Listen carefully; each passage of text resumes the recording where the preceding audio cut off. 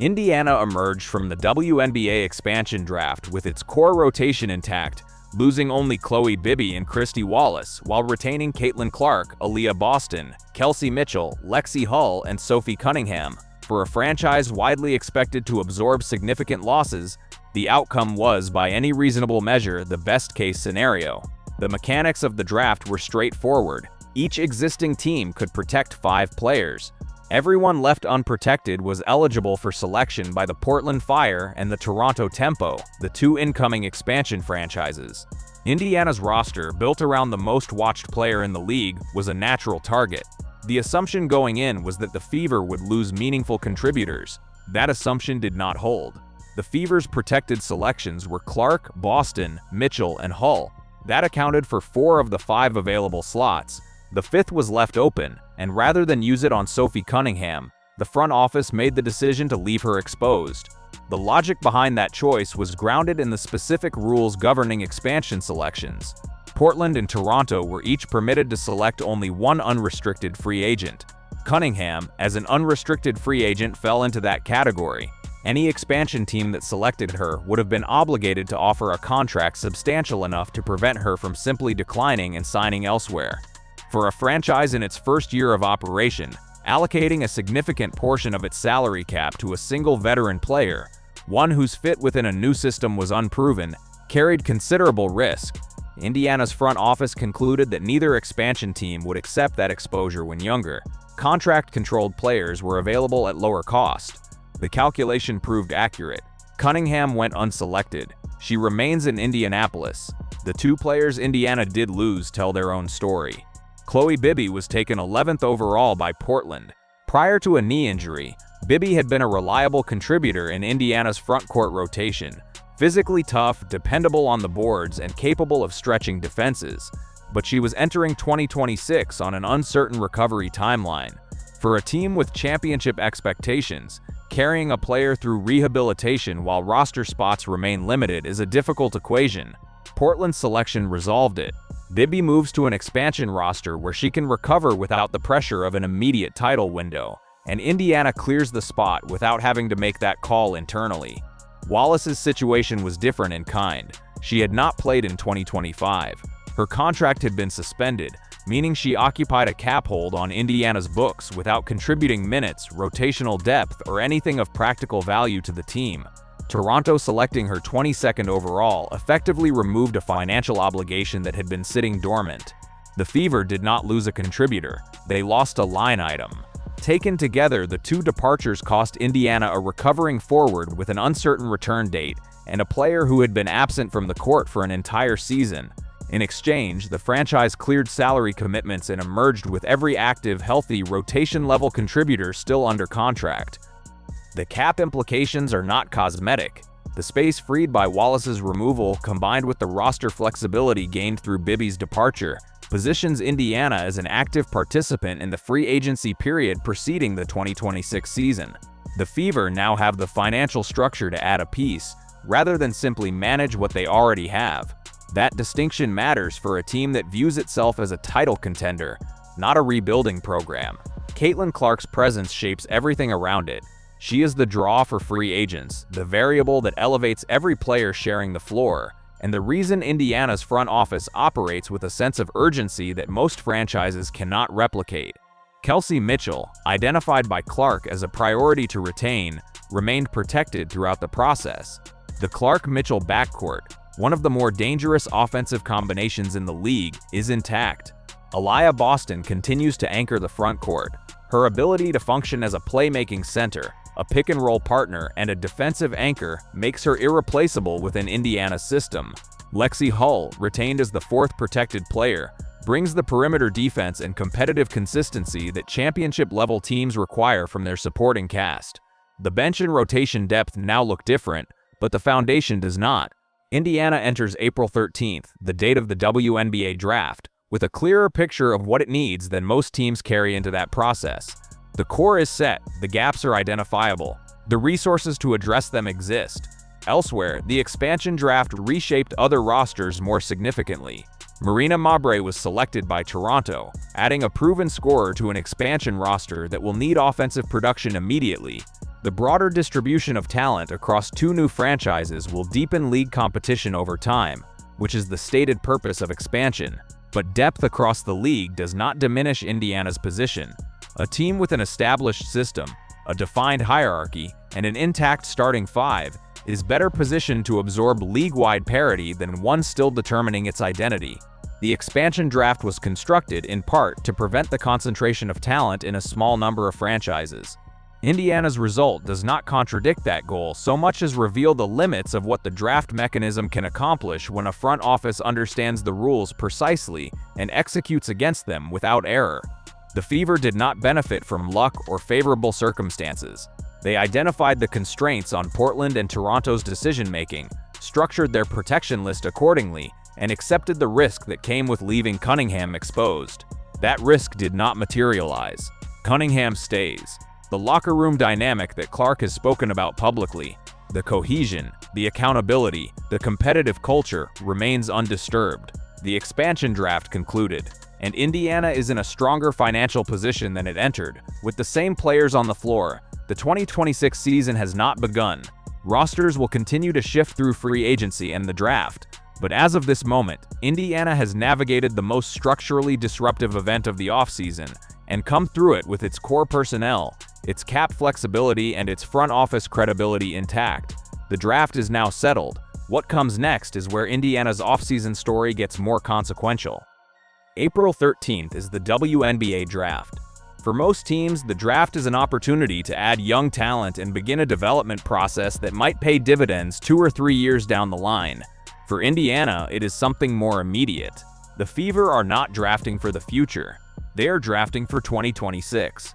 Every selection they make will be evaluated against a single question: does this player help this team win a championship this year? That framing changes how Indiana approaches the board. A rebuilding franchise can afford to take a prospect with upside and a 3-year development arc. A contender cannot. The Fever will be looking for players who can step into a rotation immediately, understand their role without an extended adjustment period, and contribute in the specific areas where the roster now has gaps. Post-Bibby, that means front court depth and physical presence. The player who replaces her minutes does not need to replicate her profile exactly, but they need to be ready. The draft class entering 2026 has generated significant discussion around a handful of prospects who project as immediate contributors rather than developmental projects. Indiana's front office will have done its homework. Given how the expansion draft was managed, the precision of the protection decisions, the understanding of how opposing teams would evaluate their options, there is little reason to believe the approach to April 13th will be any less deliberate. Clark's influence on the draft process extends beyond the court. Prospects know where the cameras are. They know which franchise offers the most visible platform in the league. Playing alongside Clark means national attention, marketing opportunities, and the kind of professional development that comes from competing at the highest level every single night. Indiana does not need to oversell its pitch to incoming rookies. The roster speaks for itself. Free agency runs parallel to the draft process, and that is where Indiana's cleared cap space becomes a genuine strategic asset rather than an abstract accounting entry.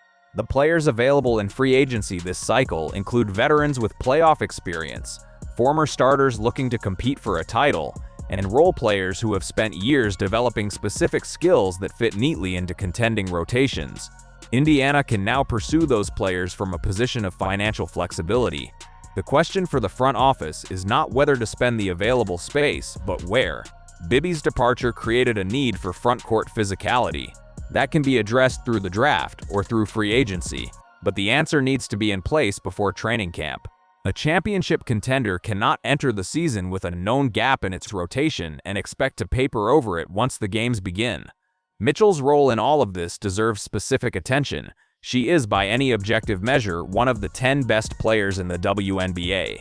Her ability to create her own shot, operate in pick and roll, and apply sustained defensive pressure makes her the ideal complement to Clark's playmaking. Clark has been direct about this. Mitchell is the player she identified when asked about roster priorities. Keeping that partnership intact was not just a sentimental preference, it was a basketball decision rooted in how the Fever's offense actually functions. When Clark draws double coverage, Mitchell punishes it. When defenses adjust to Mitchell's drives, Clark finds the open shooter. The two of them create a decision problem that opposing coaches have not solved consistently, and there is no indication that problem becomes easier to solve with another season of film. The expansion draft did not disrupt that partnership. That alone would have been enough to call the offseason a success. Everything else, the cap space, the Cunningham retention, the Wallace removal, is additive. Boston's trajectory entering 2026 is also worth examining. She has developed steadily since entering the league, and the system Indiana runs places significant demands on its center. She is asked to set screens, operate as a short-roll playmaker, protect the rim, and rebound against physical opposition. She has handled all of it. As Clark's gravity on the perimeter continues to expand, the interior space available to Boston increases proportionally.